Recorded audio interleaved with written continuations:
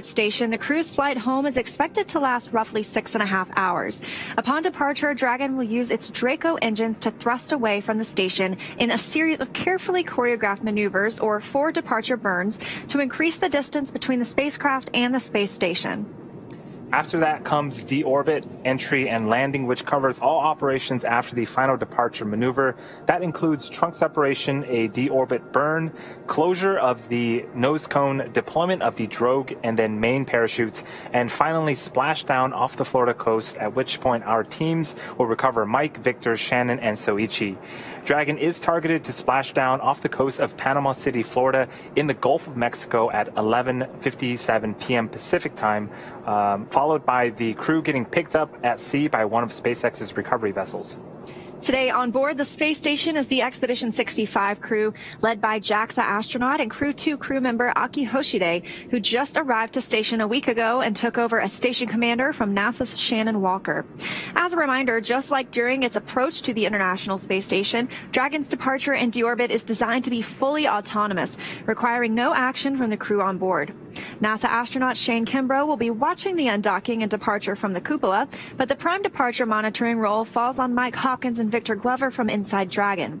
Mission controllers in Houston and Hawthorne will back them up. Now let's go over to Brandy Dean at the Johnson Space Center to talk a bit about how the station crew have been preparing to send the crew home and what we can expect from here until Dragon departs the station. Brandy? SpaceX on the Big Loop for undocking briefing. Thanks, Leah. With 11 people on board the International Space Station, it has been a busy few days, although they got a few extra days with the delay in departure. However, they have made the most of it. Over the last several days, the astronauts worked to pack Dragon full of cargo for the return journey. Besides its 4 crew members, Dragon's going to be returning more than 260 kilograms or 570 pounds of cargo back to Earth. Half of that is samples from research projects on board the International Space Station, including multiple powered freezers packed with samples. All of this will get unloaded after we get the crew out following splashdown. From there, it'll be sent to researchers around the country for final analysis. The crews also removed emergency hardware that was kept inside Dragon during docked operations and transferred back to the space station, and they took time to get their SpaceX suits unpacked. 0030 for the start of the sequence. Visors are closed and secured, and we are a go for the undock. We copy, you are go, and your visors are down. Thank you. Station Houston on the Big Loop. Perform steps 2 through end in 1.602 Dragon departure monitoring.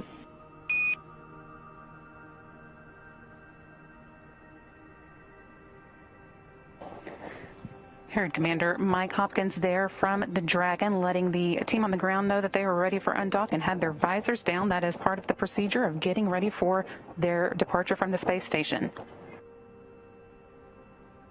Since getting the hatches closed, Mike Hopkins and Victor Glover suited up and strapped in. We saw some of Soichi Noguchi and Shannon Walker's suit up in real time earlier this afternoon. But now all 4 astronauts are in their seats and standing by for undocking. We've got a final go, no-go coming up in a few minutes, where the joint SpaceX and NASA teams make their final call for Dragon to depart the station. That's one of many checkpoints in the return that will continue all the way up until just before the deorbit burn, giving mission managers multiple chances to assess the weather at the splashdown zones and making sure everything is lining up before Dragon departs. So we'll stand by for that final go, no-go, but for now everything's continuing to look good for an on-time departure. And with that, I'll throw it back over to Andy and Leah in Hawthorne. Thanks for the update, Brandy. And as you heard, we just got the confirmation that from Mission Control here in Hawthorne and Houston and the Dragon crew, Crew Dragon Resilience is a go to undock. So now we're waiting for the undocking sequence to begin, and that'll happen. It'll take about or less than 5 minutes for Dragon to separate from the International Space Station, where it has called home for almost 6 months. The first step in the automated undocking sequence is for the umbilicals to retract. These umbilicals connect Dragon's systems to the space station, transferring power, telemetry, and commands between the two vehicles throughout Dragon's stay. Now, once that is complete, Dragon will unlatch itself from the space station by releasing the 12 hard capture hooks in 2 separate phases. All that combined will take roughly 4.5 minutes, and then Dragon will be ready to depart from the station and begin to push itself further and further away using its thrusters. Dragon's initial departure from station is a little different from any other docked vehicles like the Soyuz that rely on springs to push them away from the docking port. Dragon will execute 2 short thruster firings to undock using a combination of the 12 Draco engines around the base of the capsule, with the first breaking any stiction between Dragon and the docking port, and the second slowly backing the spacecraft away. We're expecting the call for the undocking sequence to begin at about 5:30 p.m. Pacific time. And once it's time for the 4 CREW-1 astronauts to deorbit and splash down back on planet Earth, they'll be heading to one of 7 targeted sites supported by SpaceX and NASA. All of these sites are located off the coast of Florida, either in the Gulf of Mexico or in the Atlantic Ocean. Spreading the supported sites across multiple locations helps to maximize the return opportunities for this mission and future crews, lowering the chance that we'll have to wave off due to bad weather. In the lead up to today, NASA and SpaceX jointly selected primary and alternate splashdown locations off the coast of Panama City, our primary location, and Tampa as the alternate. The selection process works with a lot of different variables, including the space station's orbital trajectory, what landing sites are available and have favorable weather, how much free flight capability Dragon has for the trip home, and the sleep schedule for the returning crew members. We'll start with calculating daily return options based off of the space station's current orbit and Dragon's capabilities to maneuver and line up for re-entry. The time from undock to landing at the primary site can vary from less than 6 hours to more than 39. Today, our primary landing site gets the crew home in about 6.5 hours from undocking. Certainly, getting home the quickest comes with some obvious benefits, but we always have to make sure that the crew is properly rested for dynamic operations, preventing us from scheduling 20-plus hour days for them. Trajectory and ballistics experts provide the daily opportunities that would line up Dragon with 7 landing zones and split them into what we call ascending and descending opportunities. Dragon uses its Draco thrusters after leaving station to execute a series of altitude-lowering maneuvers and to line up with the selected primary site. It can also change to different alternate sites while in free flight if sudden weather moves in that we want to avoid. And weather is something that we're constantly looking at, making the final call to proceed about 2.5 hours before the crew undocks. For the CREW-1 return, we'll be looking at a number of weather items. Some of the obvious ones are no rain or chance of lightning in the recovery zone, both for the safety of the crew inside the capsule and the recovery teams on the water. We're also looking for wind speeds less than 15 feet a second or about 10 miles an hour and relatively calm seas so we can safely execute recovery operations, which includes landing a helicopter on the recovery ship to fly Mike, Victor, Shannon, and Soichi back to Florida. Once Dragon is flying free, we'll have a number of additional checkpoints to either proceed towards the primary landing site, head to the alternate, or select a new zone based on real-time weather data. These checks are happening all the way up until we are in the final hours before the deorbit burn, which is the last burn in the trip home and commits the Dragon capsule to re-entering the Earth's atmosphere.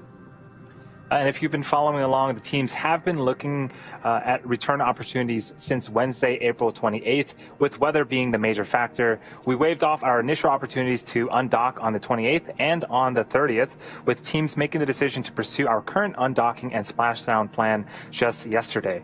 The weather conditions in the Gulf for tonight's attempt are ideal for splashdown and recovery, with very low wind speeds and almost glass-like sea states.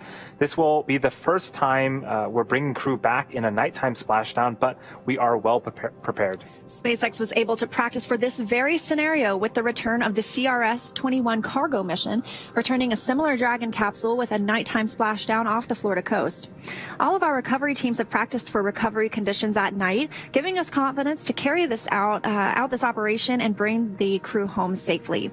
SpaceX also has additional personnel on the recovery ship to recover Dragon's parachutes and our standard set of medical professionals and Dragon technicians to secure the capsule and get the crew out quickly and safely. And another fun history fact for this return, this will be the first night splashdown of a U.S. crewed spacecraft since Apollo 8's pre-dawn return in the Pacific Ocean on December 27, 1968, with NASA astronauts Frank Borman, Jim Lovell, and Bill Anders. It's quite a while since we've had a nighttime splashdown with crew members on it. But again, like Leah said, we've been practicing this for years and have done extensive amounts of testing. If the mission teams were to wave off after undocking prior to the deorbit burn, the crew can remain on orbit for more than 60 hours before they have to come home.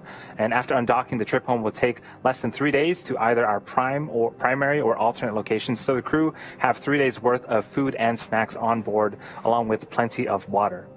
And as Andy just mentioned, for today's undocking, Panama City is the prime splashdown location, and Tampa is the backup location for splashdown.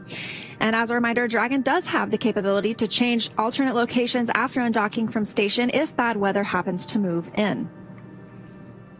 And we are awaiting for that call to begin undocking in about 3 minutes, well, 2 minutes from now.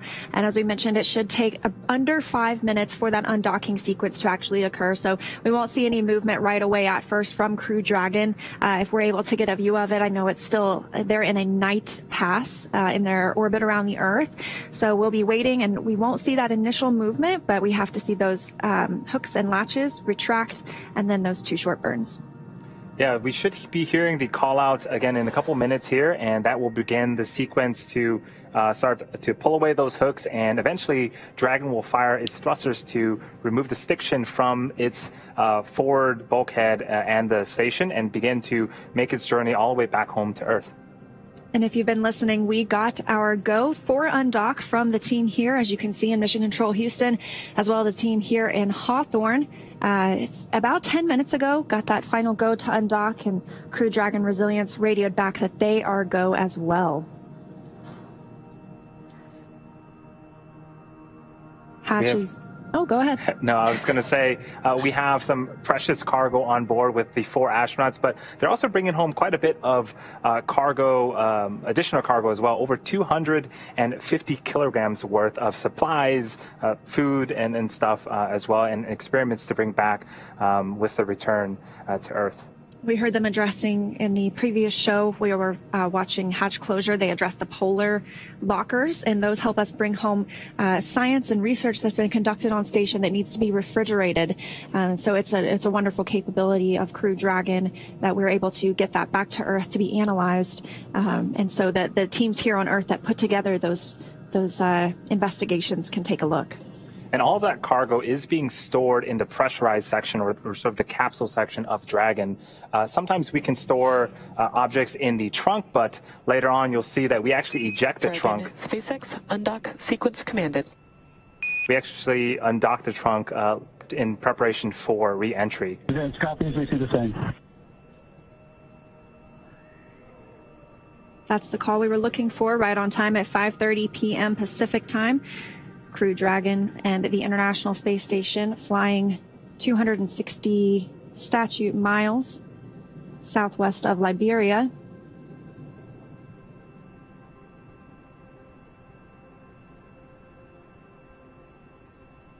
You can see a picture of Crew Dragon there in the center of the screen. Dragon SpaceX on the big loop. Umbilical demate complete and nominal.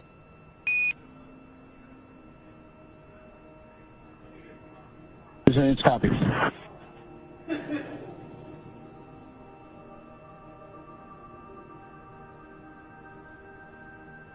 And the first step has been complete, that umbilical demating that provided power and data from International Space Station to Dragon.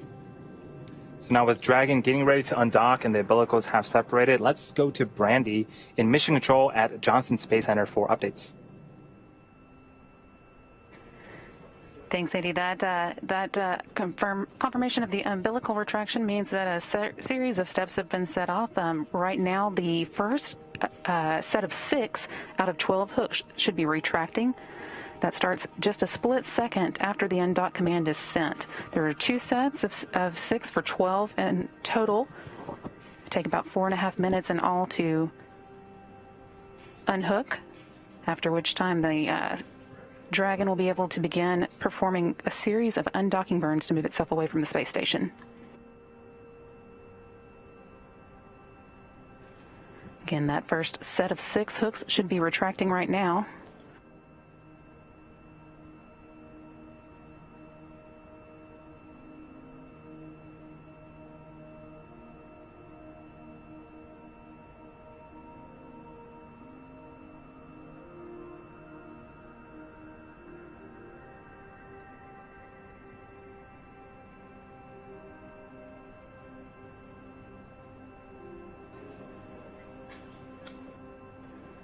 Live view here of the Dragon from the cameras on board the International Space Station. When it does move away from the space station, you should be able to see that in real time.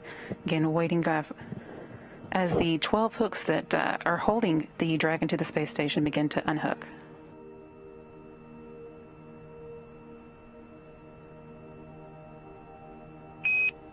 Dragon SpaceX on the big loop. First set of hooks open and nominal. Vince, copies, we see the same. Confirmation there from the core in Hawthorne that the first set of hooks was able to unlatch as expected. Now working on that second set of 6 hooks. Those 12 hooks have been holding the Dragon to the space station. And once they've all retracted, the Dragon will begin to perform a series of burns that will move it away. That's still about a minute or so away. First undocking burn should come at 7:34 p.m. Central Time.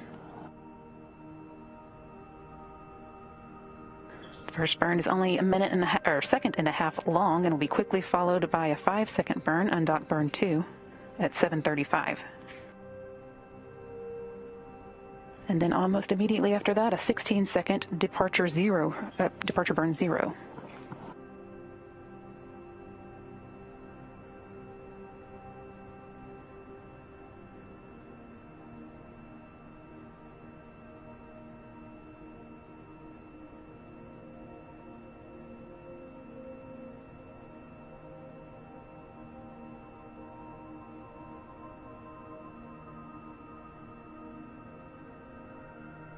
Halfway through that second set of hooks.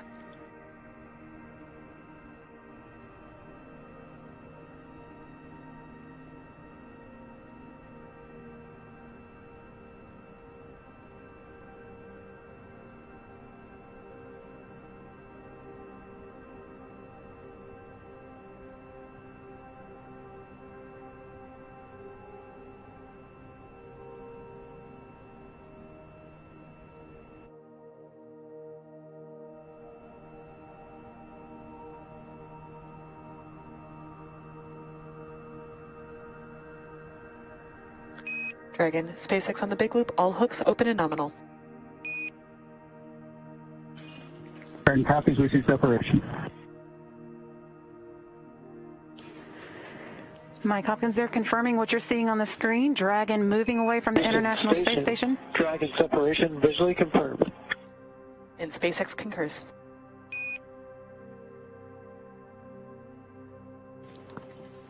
That undocking taking place at 7:35 p.m. Central Time, 5:35 p.m. Pacific, while the station and Dragon were 260 miles above Mali. That wraps up CREW-1's stay on the International Space Station, begun in November,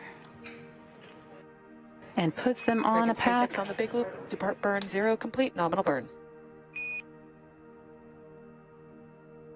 Vince, copies, we see the same.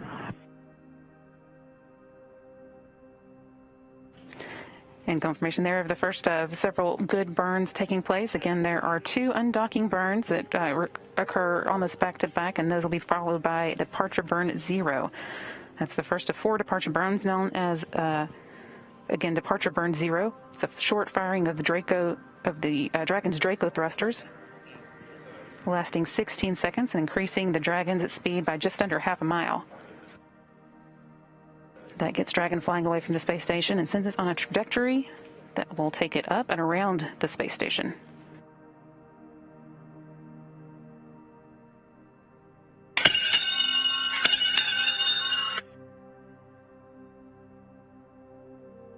Resilience departing. Have a safe trip back home and the soft landings. Firm, resilient. Thanks for your hospitality. Sorry we stayed a little bit longer. We'll see you back on Earth. Be back in a couple months.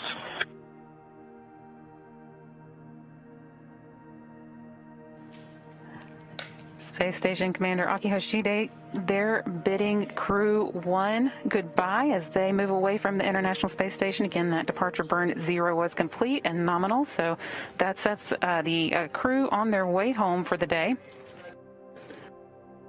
Again, we did have undocking right on time at 7:35 p.m. Central Time, 5:35 p.m. Pacific. The station was flying 260 miles over Mali. We're going to be monitoring Crew Dragon throughout the departure sequence as it makes its way from the International Space Station. So wishing Mike, Victor, Shannon, and Soichi safe travels on their way home. But to take you through the rest of the departure sequence, I'll be sending you back over to Leah and Andy and Hawthorne. Thanks. Thanks, Brandy, and great to see that successful undocking of Crew Dragon Resilience. You can still see it on your screen. The station is in an orbital nighttime. That's where this view is coming from.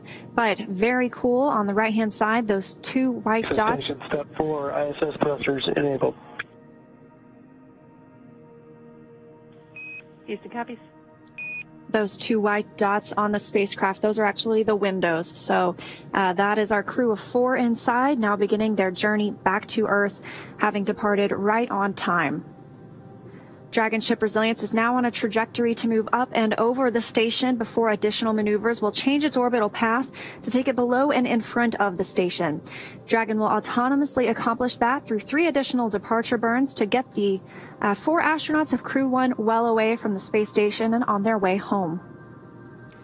Yeah, it's quite interesting that Dragon decides to move up and over. The way I like to think about it is if you've ever watched a track race, when they start the track race, they stagger the folks, and the person in the outer lane is sort of gets a head start, so to speak. But that's because the distance it takes to travel around the lap is much greater for the person further away from the center. And so with Dragon, what we do is Dragon and International Space Station are, generally speaking, traveling at the same speed. And so if we just move it up to a higher orbit, it'll move relatively slower than the International Space Station, which would just clear it. And then once it's clear, it can start to fire those thrusters again and make its way underneath the International Space Station and be clear of any potential sort of collisions.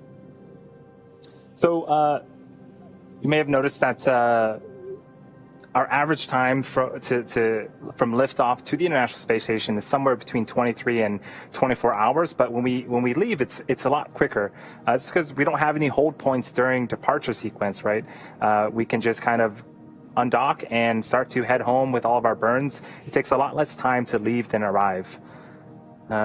Any second now, we are expecting the next departure burn, the second of 4. This burn will increase the initial opening rate between Crew Dragon and the space station. And even though this is known as Departure Burn 1, it, like you mentioned, is the second. We just completed Depart Burn 0, which was about 16 seconds, and this one should be about 21 seconds long. So we are standing by any moment now for that call.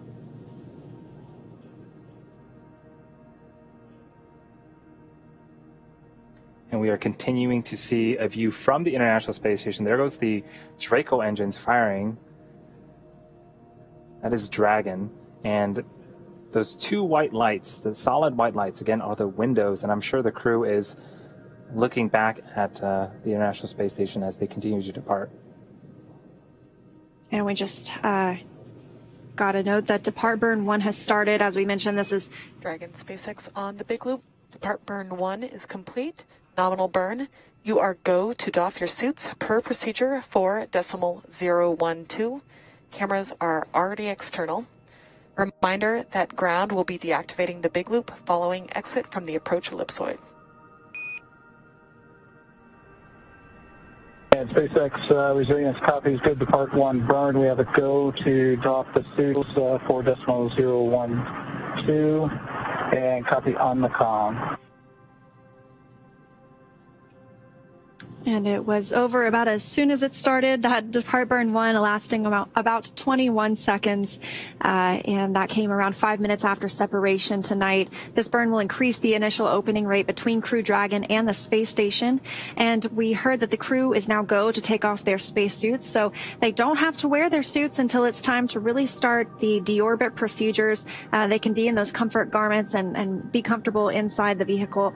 We really just want them to have those suits on and be in their seats for those first major burns as we leave the International Space Station, and then once again when we come back into Earth's atmosphere. Yep, continuing to get good news all around with undocking, departure, and the second of 4 burns complete. We're now waiting for Dragon to exit the keep-out sphere and the approach ellipsoid. The keep-out sphere is an imaginary sphere 200 meters in diameter around the station. It's one of several safety zones set up to govern visiting spacecraft either arriving or departing the station. Before moving into the keep-out sphere, the spacecraft would have to be configured where they would not cross the imaginary boundary for at least 4 orbits, even if the spacecraft were to somehow lose control of its maneuvering. The approach ellipsoid, or AE, is another imaginary shape, this time a 3-dimensional ellipsoid measuring 4 kilometers by 2 kilometers by 2 kilometers. It's in the same family as the keep-out sphere. One of the key differences with the AE is that vehicles outside of it have to be on what we call a 24-hour safe free drift trajectory. So similar, but this means that the spacecraft would not cross into the approach ellipsoid for at least 24 hours again. Station Houston on the Big Loop. Dragon has exited the keep-out sphere.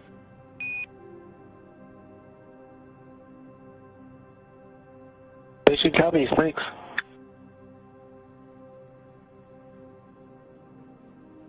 Crew Dragon now outside the keep-out sphere, still inside that approach ellipsoid, and the next burn will be depart burn 2. That comes up at 6:28 Pacific time, so a little less than 45 minutes from now. That's a 44-second burn. That keep-out sphere, as we mentioned, one of several safety zones set up to govern visiting spacecraft either arriving or departing the station. Whether those have crew members on them or not, we're always tracking what's in the vicinity or the neighborhood of our space station. So before moving in the keep-out sphere, we had to know that the spacecraft is configured to not cross that imaginary boundary for at least 4 orbits, even if it lost all control of its thrusters. And that can be a hold point at some times on the way uphill or the way to station, but as you've noticed on the way home, it's not somewhere that we have to hold. We can simply move right through it and continue the journey.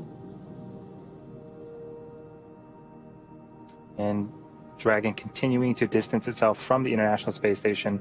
We'll hear a call here shortly that it has passed the approach ellipsoid, a bit bigger of an imaginary shape around the International Space Station, with an ellipsoid measuring 4 kilometers by 2 by 2. This is another view of Dragon, getting a little bit of light. Again, you can see the windows right above the red and green lights.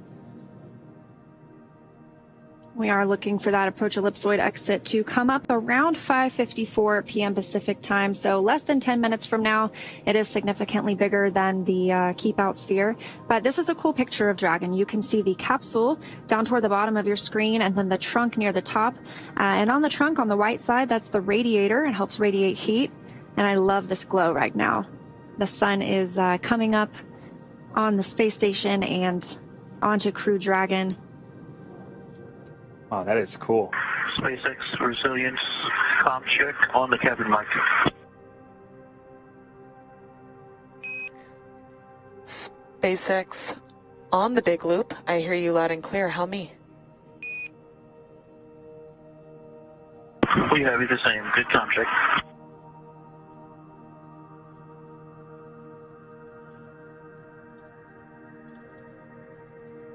The International Space Station and Dragon are just over the Black Sea right now. They're moving so fast that they'll see a sunrise or sunset is every 90 minutes. 17,500 miles per hour is how fast they're moving. And these movements that we see are the camera moving. Dragon is moving itself, but not quite as quickly as we see these movements happening right now.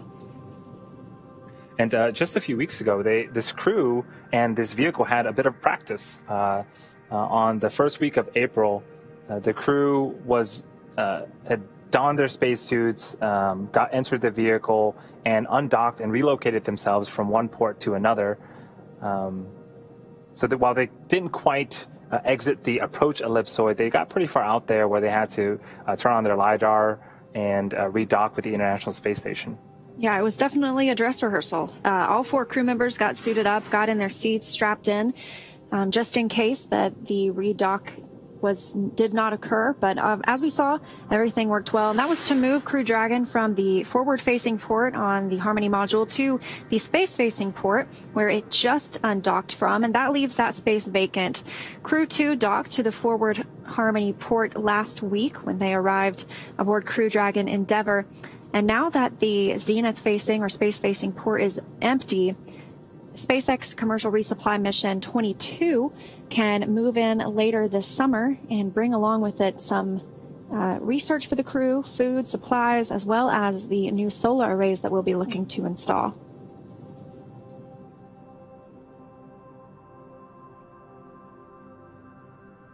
Yeah, it's going to be quite a busy year for the Dragon program. It's been an exciting couple of weeks with the relocation, Crew 2 heading on up there, now Crew 1 departing. And then, like Leah mentioned, we have a CRS mission in the summer, as well as 2 more crewed missions using the Dragon vehicle in the fall with Inspiration 4, as well as the Crew 3 mission, sorry. And before Crew Dragon came home today, there were a long list of activities that needed to be checked off. Earlier this week, it's a very interesting thing to see, and I believe that there was a photo shared of it. I'm not sure by who, but the Canadarm2 was used to check out the exterior of the vehicle and look at the heat shield for any micrometeoroid or orbital debris. Obviously, they got a green light because they have parted.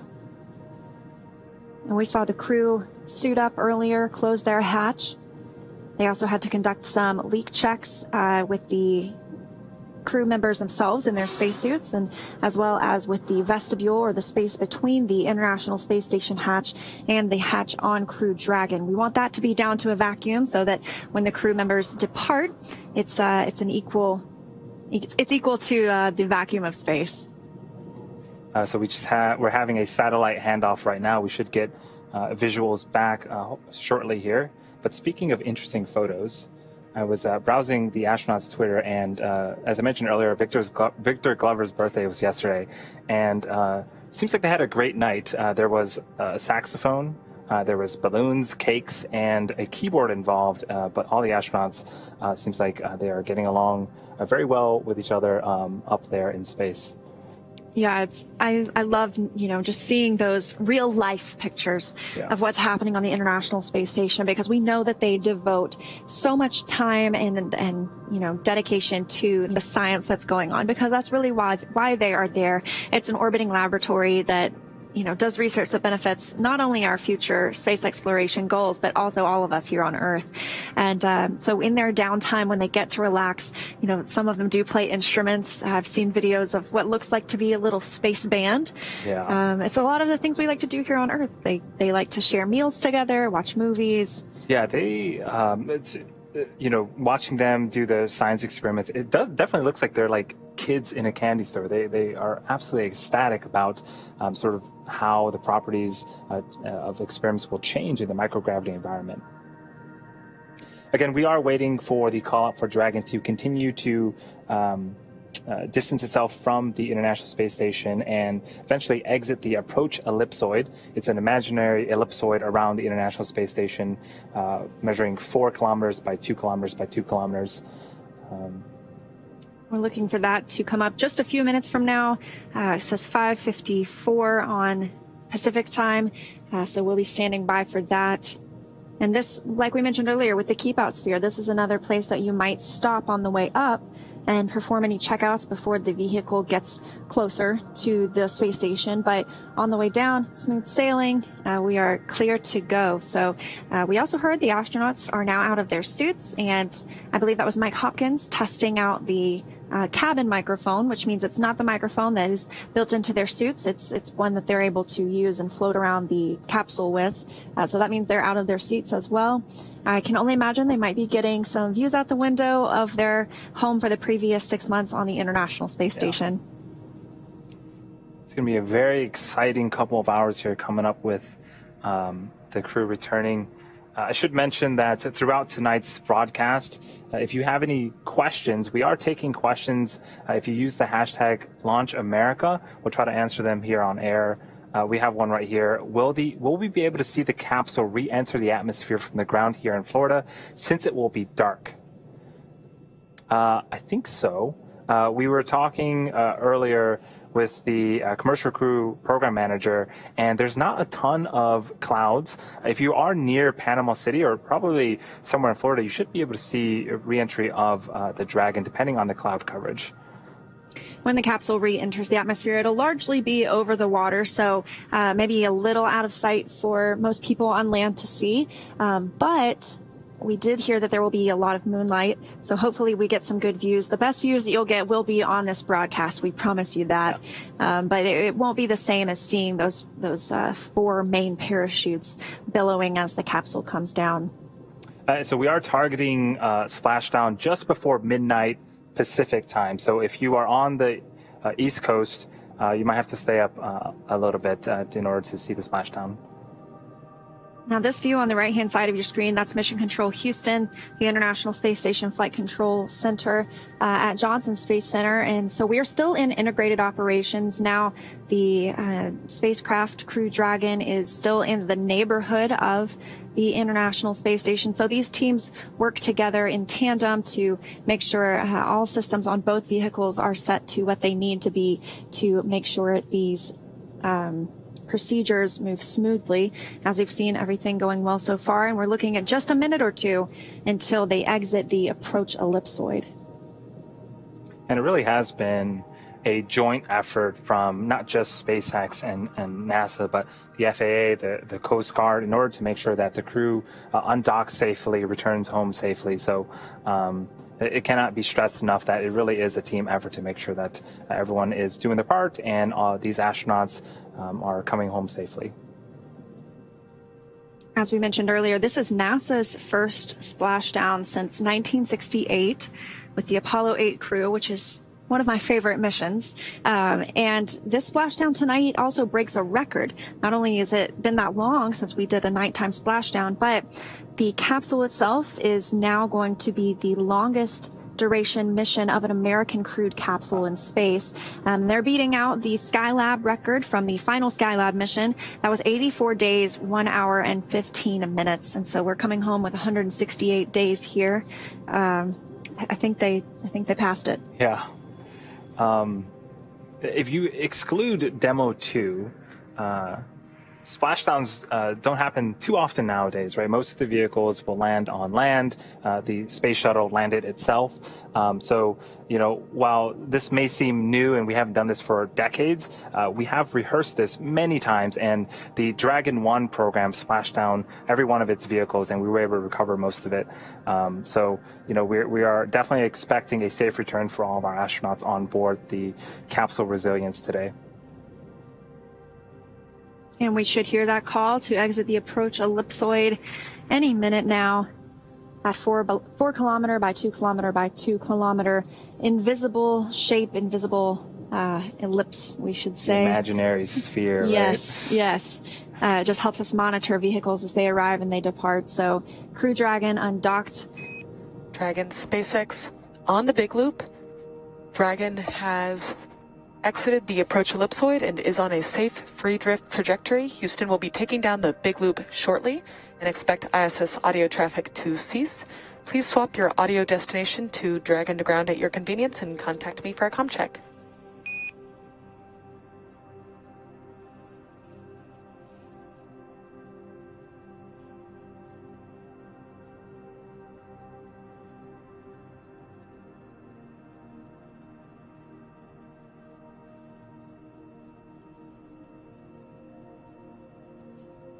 Get Dragon to ground up. Dragon SpaceX on Dragon to ground comm check.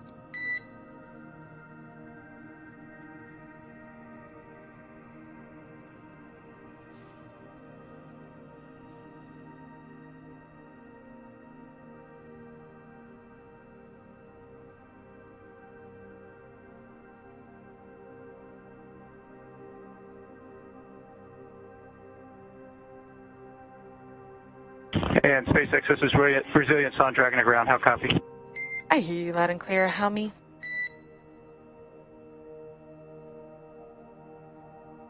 And we've got you loud and clear as well. And if you could pass along the folks, we have a gorgeous view of the International Space Station.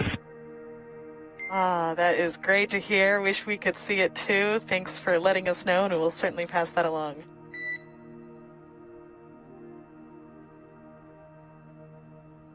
Well, when you guys get our tablets back, you just might find some photos on it. Excellent to hear. We look forward to it. Thanks.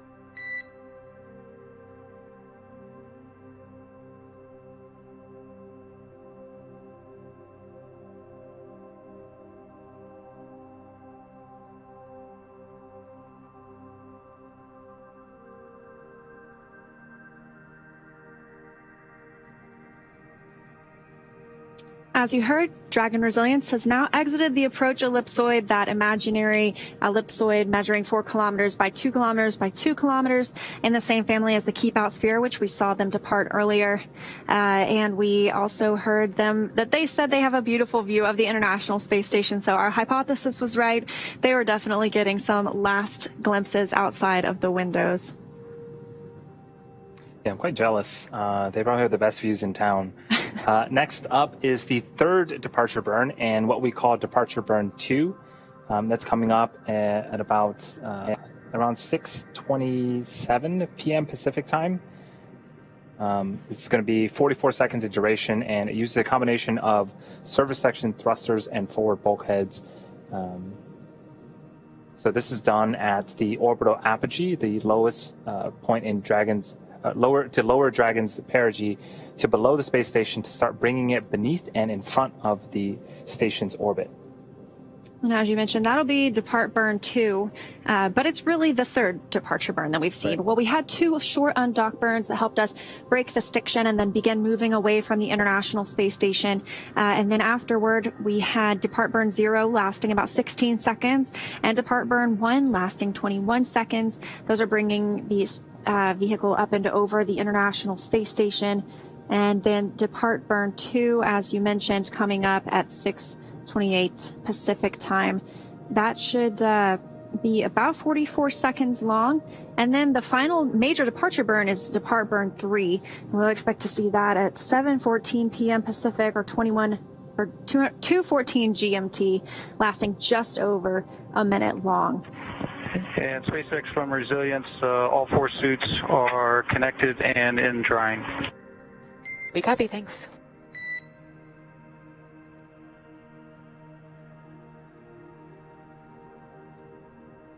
And that was Mike Hopkins confirming that they have doffed or taken off their suits and currently drying. Again, they will be putting them back on in a few hours from now in preparation for deorbit. But that graphic, so deorbit burn 3, the last burn, if you have joined us for last week's entry, it's known as sort of a co-elliptic burn. And what that means is after that burn is done, the Dragon vehicle will be at a constant 10 kilometers beneath the space station the entire way around its orbit. And then you get to its final deorbit burn where we'll start to decrease the altitude and eventually re-enter the Earth's atmosphere. And there are some other sequences that the vehicle will need to follow in order to splash back down. The largest of these departure burns so far the longest, I should say, will be depart burn 3, and that's coming in just over a minute long, looks like 61 seconds. But the deorbit burn will last 16 minutes and 26 seconds. So about 16 and a half minutes of those 4 forward bulkhead Draco thrusters slowing Dragon down. And that'll be a retrograde firing. So those are pointing the thrusters in the direction that they're traveling. And this will change the perigee, or the lowest point of their orbit, and help them drop out of orbit around the Earth. And so that's what really commits them to their splashdown location and to coming home.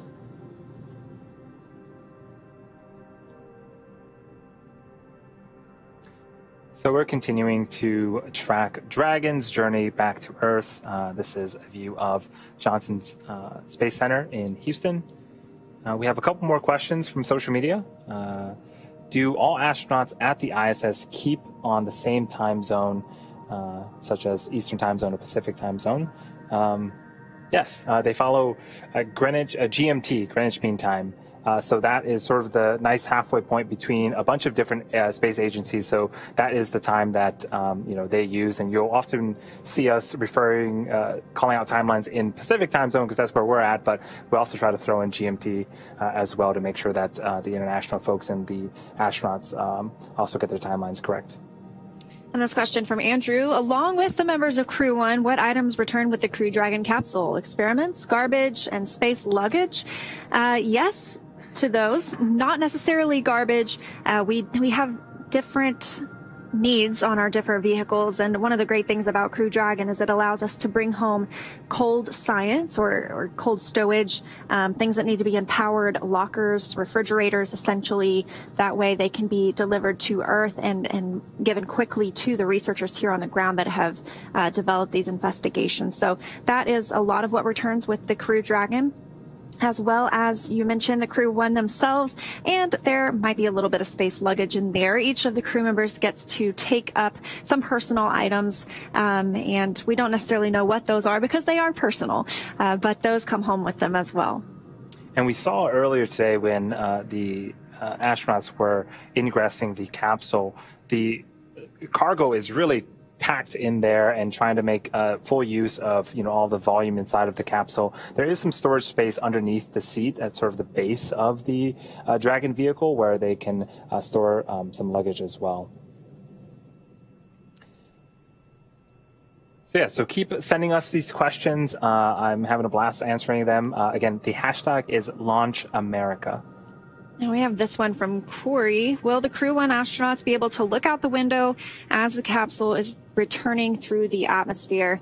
Well, the windows definitely don't close, so the windows, they would be able to see out of them, but their seats will be actuated or somewhat reclined to about 40 degrees. So they'll be more so facing that upper hatch that we just saw them ingress or enter whenever they prepared to leave the space station. And those windows are on the sides of the forward hatch, or sorry, the side hatch, which is what they will exit later. So they won't really be in the peripheral maybe of the astronauts, but who knows? They might be able to look really far down and see it through their corner of their eye, but as Leah mentioned, the seats actually actuate up, and so what's going to be in front of them are those 3 touchscreen LEDs with a ton of important information such as telemetry, entry angle, and those are all important things that I'm sure the astronauts need to monitor to make sure that the Dragon vehicle is doing what it needs to for re-entry.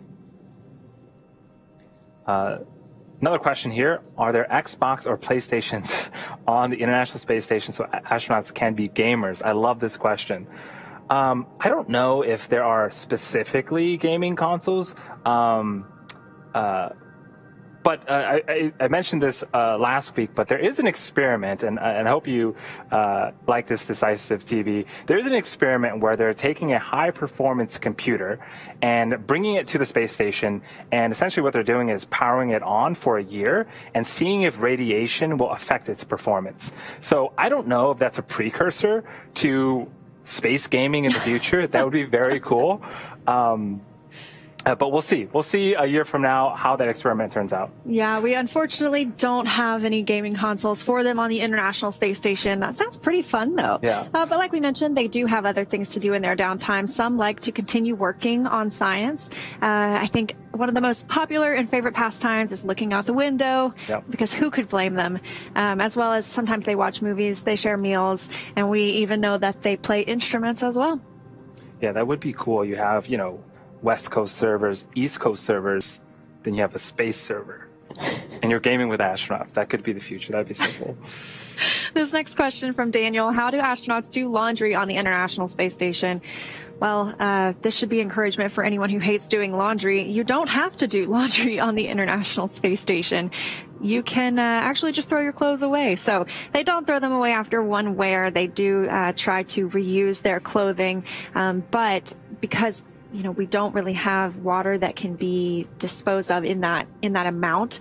We recycle all of our water on the International Space Station, and so we don't have the opportunity to do laundry. So those burn up upon reentry on the Earth's atmosphere when we pack them along with other trash and garbage inside other vehicles like the Northrop Grumman Cygnus, and we just send that back and it disintegrates in the Earth's atmosphere. That's kind of cool. Taking out the trash. If you don't want to do laundry, just become an astronaut. Exactly. It's just that simple. And I love this little view. You can see Crew Dragon there on the right side of your screen. Just a point of light continuing to move away from the International Space Station, with the next burn coming up in about 20 minutes, depart burn 2, which should last 44 seconds.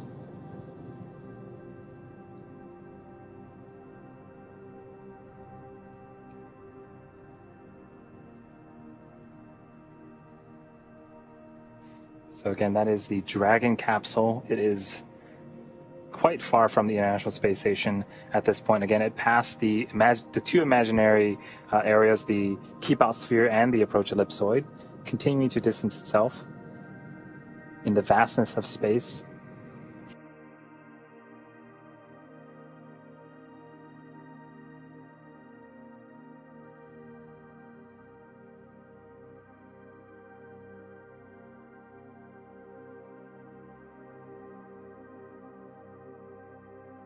Of those service section and forward bulkhead thrusters.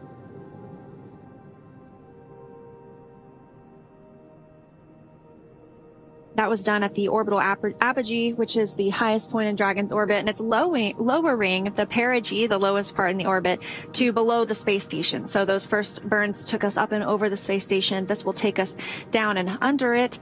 This will start bringing it beneath and in front of the station's orbit. And then, as we've seen, the crew has begun having their last meal on Dragon. A bit early before returning to Earth. But how can you tell somebody when they're hungry not to eat? They have MREs, but they also have some snacks on board as well. I'm not sure what the snacks are, but they must be good. At about 7:14 p.m. Pacific time, we'll have the fourth and final departure burn. It's called departure burn 3, but it is the fourth one. And that will put the Dragon roughly co-elliptic with the International Space Station, just 10 kilometers beneath it the entire way around the Earth. And it's now 6:30 p.m. Pacific time, meaning it has been exactly 1 hour since the undock command was issued to Crew Dragon. Everything moving on time and on schedule so far, with Crew Dragon's undocking and those 2 short burns to break the stiction.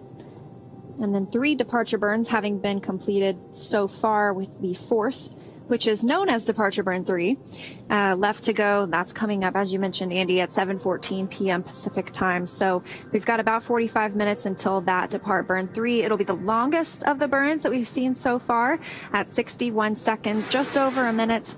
But it's nothing in comparison to that 16.5-minute deorbit burn that we'll see later tonight. Right. And once we start that deorbit burn, we're committed to making sure that Dragon is splashing down safely. We have a primary site, Panama City, off the coast of Panama City. We also have the alternate site off the coast of Tampa. So we have personnel and ships and boats standing by to make sure that all of the recovery operations are done smoothly and quickly, to make sure that the crew is safely egressed from the capsule and attended to, and make their journey back to Earth a very pleasant one. This view of Crew Dragon Resilience floating in space, targeted for a splashdown off the coast of Panama City, Florida. And these views are coming from the International Space Station. And now that the Crew Dragon has departed, we had 11 astronauts and cosmonauts on board for a week there. And we're back down to 7 crew members aboard the orbiting laboratory. That's NASA's Mark Vande Hei, Roscosmos, Oleg Novitsky, and Pyotr Dubrov, as well as the Crew 2 astronauts who just arrived last week. That's Shane Kimbrough, Megan MacArthur of NASA, Aki Hoshide of Japan Aerospace Exploration Agency, and Thomas Pesquet of the European Space Agency. So nothing short of an international space station. Right. The International Space Station is just to the east of New Zealand right now. It continues to orbit at over 17,000 miles per hour around the Earth. As we mentioned, that deorbit burn is what really brings us home, commits us to coming home and splashing down at that very specific location off the coast of Panama City. But at this point in the orbit, we could change that if we needed to. The Crew Dragon can be reprogrammed with the burns necessary in case we needed to go to our alternate splashdown site, which currently is Tampa, or off the coast of Tampa, I should say, or any other splashdown sites if necessary, if some weather were to move in. So it's nice to have that flexibility with Crew Dragon on these deorbits. But everything looking good in that primary splashdown site. Again, as we mentioned, the first nighttime splashdown of a commercial crew mission and the first for NASA since 1968. Right. And you bring up an important part, the constant monitoring of weather and, the landing sites. We talked to NASA's commercial crew program manager, Steve Stitch, earlier, and one of the things he was emphasizing was it's constantly monitoring weather. We looked at weather on the 28th and decided to wave off. We looked at weather yesterday on the 30th, decided to wave off until the sea states and winds were in an ideal condition for the crew to return safely. So that is something that, again, we are in space right now, orbiting the Earth, and we can make decisions to potentially switch up landing sites if needed. But again, we are going to be monitoring all the way down to the wire to make sure that this crew and the capsule have the safest possible return, even though it is a nighttime splashdown.